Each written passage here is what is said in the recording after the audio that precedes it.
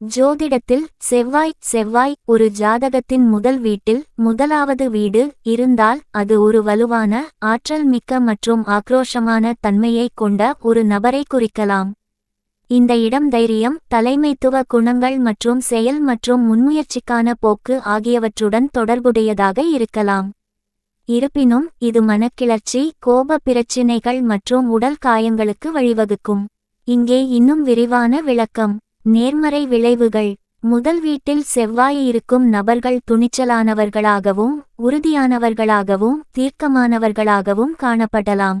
அவர்கள் பெரும்பாலும் வெற்றி பெற வேண்டும் என்ற வலுவான விருப்பத்தையும் உந்துதலையும் கொண்டுள்ளனர், இதனால் அவர்கள் இயற்கையான தலைவர்களாக மாறுகிறார்கள். எதிர்மறை விளைவுகள். இந்த நிலைப்பாடு கோபம், எரிச்சல் மற்றும் மோதலுக்கான போக்கு போன்ற வடிவங்களிலும் வெளிப்படும். விபத்துக்கள், காயங்கள் ஏற்பட வாய்ப்பு உள்ளது, மேலும் அவசர முடிவுகளுக்கான வாய்ப்பும் உள்ளது. திருமணம்.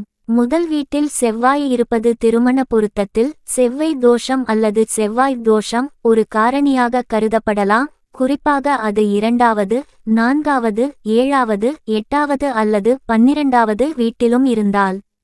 ஒட்டுமொத்த. முதல் வீட்டில் செவ்வாய் கிரகத்தின் குறிப்பிட்ட விளைவுகள் பிற கிரக தாக்கங்கள் மற்றும் பிறப்பு ஜாதகத்தில் உள்ள அம்சங்களை பொறுத்து மாறுபடும். முக்கிய குறிப்பு: கிரக நிலைகளின் விளைவுகள் பன்முகத்தன்மை கொண்டவை மற்றும் பல்வேறு காரணிகளால் பாதிக்கப்படுவதால் பிறப்பு ஜாதகத்தின் விரிவான விளக்கத்திற்கு ஒரு தகுதிவாய்ந்த ஜோதிடரை அணுகுவது மிகவும் முக்கியம்.